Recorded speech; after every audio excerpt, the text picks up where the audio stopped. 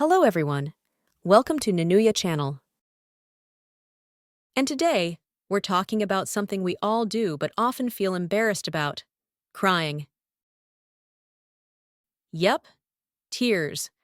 Those little drops of emotion that roll down our cheeks when we're sad, happy, frustrated, or even just overwhelmed. But have you ever stopped to think about how powerful crying actually is? Well, today, we're going to break it down in detail. The science behind crying. Let's start with the basics. Why do we cry? Scientists say there are three types of tears: basal tears, reflex tears, and emotional tears. Basal tears keep our eyes lubricated and healthy, preventing dryness and irritation. Reflex tears are triggered when we get something in our eyes, like dust or onion fumes, and they help flush out irritants. But emotional tears? Those are the real deal. They contain stress hormones and toxins, which means when we cry, we're literally releasing stress from our bodies. That's why we often feel a sense of relief after a good cry. It's like a natural detox for our emotions. Studies suggest that crying also releases endorphins, our body's natural painkillers, and oxytocin, which is sometimes called the love hormone. This combination not only soothes pain, but also fosters a sense of emotional connection and well-being. Essentially, crying is like nature's built-in therapy session. There is also evidence that crying helps regulate breathing and heart rate, stabilizing our body's physiological responses. This is why people often experience a sense of clarity or calmness after crying. It's your body's way of resetting itself. Emotional and mental benefits. Crying isn't just about sadness. It's a deeply powerful form of communication. Babies cry to signal their needs, and as adults, crying can help us connect with others on a more meaningful level. Have you ever noticed that when someone cries in front of you, it often compels you to comfort them? That's because crying triggers empathy in others. It's a universal language that doesn't require words. Moreover, crying helps regulate our emotions. When we suppress our tears, we also suppress our ability to process emotions effectively. Research has shown that people who allow themselves to cry when they need to tend to have better emotional resilience. It's almost like resetting your emotional state. After crying, you often feel calmer, clearer, and even more in control. Crying has also been linked to improved problem solving. When we cry, we are often able to process our thoughts and emotions more clearly, which can lead to better decision making and emotional intelligence. Suppressing emotions, on the other hand, has been associated with higher stress levels, anxiety, and even physical health issues like headaches and high blood pressure. Breaking the stigma. Here's the thing: society often tells us that crying is a sign of weakness. This is especially true for men, who are often told from a young age to man up and suppress their emotions. But let's challenge that narrative. Some of the strongest people in history have cried: leaders, athletes, artists, even warriors. Why? Because crying is a sign of strength, not weakness. It means you're in tune with your emotions, brave enough to face them, and willing to be vulnerable.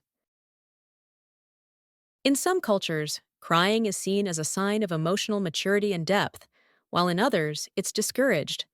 But let's rewrite the script. Crying is human. It shows you feel deeply and care passionately. Instead of suppressing our tears, we should normalize and embrace them. Personal stories and listener input. Now, I'd love to hear from you. When was the last time you had a good cry? What triggered it? Did you feel better afterward?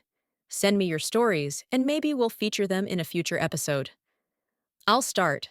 One of my most powerful crying moments was insert personal story. And let me tell you, it changed me. Many people have shared their own experiences about crying. Some cried out of joy, others out of frustration or grief. But the common thread? Every single one of them felt better afterward. One listener shared how crying after a tough breakup helped them process their emotions and heal. Another mentioned that they cry when overwhelmed by gratitude, and it deepens their appreciation for life. These experiences remind us that tears are not just about pain, they're also about love, gratitude, and healing. Practical tips on embracing tears. So, how can we learn to embrace crying instead of fearing it? Here are a few practical tips. Allow yourself to cry. Don't hold back when you feel overwhelmed. Find a safe space and let it out. Journaling. If you're feeling emotional but struggling to cry, try writing about your feelings. It often helps unlock those emotions. Watch something that moves you. A touching movie or song can help you connect with your emotions. Talk to someone you trust. Sharing your emotions with a friend or therapist can make crying feel more natural and accepted. Practice mindfulness. Being present with your emotions allows you to process them fully instead of suppressing them. Remember that crying is normal. Everyone cries. It's a natural response to life's ups and downs, and it's completely okay. Use crying as self-care. See it as part of your emotional well-being, just like exercise or meditation. Final thoughts and takeaways. If there's one thing I want you to take away from today's episode, it's this. Crying is not weakness. It's a release. It's healing. It's human. So next time you feel those tears coming, don't fight them. Embrace them.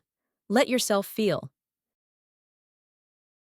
In fact, I challenge you to reflect on moments when you've cried in the past. Were those moments of weakness or moments of true emotional honesty? Chances are, they were moments that allowed you to grow, heal, and move forward with more clarity. That's it for today, folks. If you enjoyed this episode, don't forget to subscribe, leave a review, and share it with someone who might need a reminder that it's okay to cry. Until next time, take care of yourself and each other. The word embarrassed means feeling self-conscious, awkward, or ashamed about something. In the context of your podcast script, it refers to how people often feel uncomfortable or hesitant about crying in front of others because of societal expectations or personal insecurities. Basal tears are a type of tear that is constantly produced by our eyes to keep them lubricated, nourished, and protected.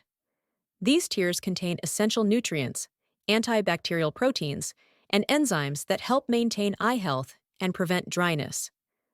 Unlike emotional or reflex tears, basal tears are always present in small amounts to ensure the cornea remains smooth and clear. The phrase flush out irritants means to remove or wash away substances that may cause irritation.